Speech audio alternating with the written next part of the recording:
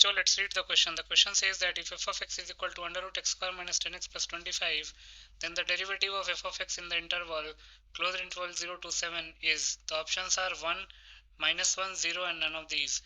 इस क्वेश्चन में f of x दे रखा है under root x square minus 10x plus 25 के इक्वल, तो हमको f of x का डेरिवेटिव निकालना है in the interval close interval 0 to close interval 7. बहुत ही सिंपल सा क्वेश्चन है. पहले हम की कॉन्सेप्ट लिख लेते हैं. की कॉन्सेप्ट. तो पहला की कॉन्सेप्ट है कि मॉड x माइनस ए जो है वो एज इट इज खुलता है x माइनस ए के equal if x is greater than equal to a, and minus times x minus a होता है if x is less than a. Then differentiation of x to the power n with respect to x होता है n x to the power n minus 1, and differentiation of constant term with respect to any variable वो 0 के equal होता है. तो इन दोनों की concepts को यूज करके इस क्वेश्चन को सॉल्व कर लेते हैं. क्वेश्चन में गिवन क्या दे रखा है? Given that f of x is equal to under root x square minus 10x plus 25, तो ये हो जाएगा x माइनस 5 का होल स्क्वायर. तो इसको हम मॉड x माइनस 5 लिख सकते हैं. a minus b whole square का फॉर्मूला क्या होता है? a square minus 2ab plus b square. तो हमारे पास f of x क्या आ गया? Mod of x minus 5. इसका मतलब कि ये x माइनस 5 बन के खुलेगा if x is greater than equal to 5, and minus times x minus 5 बन के खुलेगा if x is less than 5. Further proceed करते हैं. तो f of x क्या आया हमारे पास?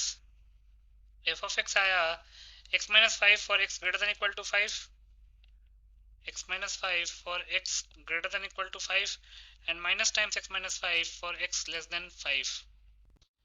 अब चूंकि हमसे जो क्वेश्चन पूछा हुआ है वो इन द इंटरवल 0 टू 7 पूछा हुआ है, तो 0 से 7 में बात कर लेते हैं. In the interval 0 to 7 f of x को क्या लिख सकते हैं? x minus 5 for x varies from 5 to 7, and minus times x minus 5 for x varies from 0 to 5.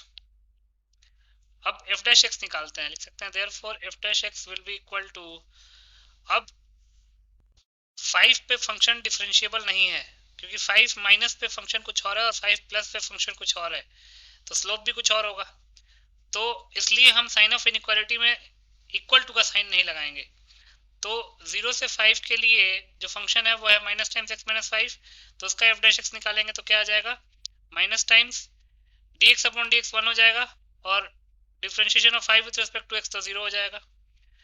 Again 5 to 7 में 5 पे इक्वल टू का साइन नहीं लगाएंगे क्योंकि जो फंक्शन है वो 5 पे डिफरेंशिएबल नहीं है.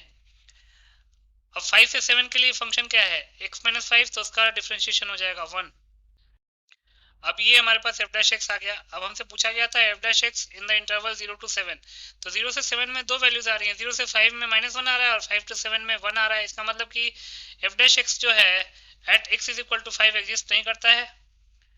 तो यहाँ से लिख सकते हैं since at x is equal to 5 f dash 5 minus f dash 5 minus क्या है? -1, एंड f डैश 5 प्लस क्या है? +1. तो since f dash 5 minus is not equal to f dash 5 plus, इसलिए हम लिख सकते हैं therefore f dash x does not exist at x is equal to 5. x is equal to 5 पे f dash x exist ही नहीं करेगा. तो हमारा आंसर क्या हो जाएगा? नन ऑफ दीज, क्योंकि ऑप्शन में नन ऑफ दीज ही लिखा हुआ है. तो यहां से लिख सकते हैं therefore D is the required correct option. तो D ऑप्शन को टिक कर लेते हैं. So D option will be the final answer. I hope you understood it well. Best of luck.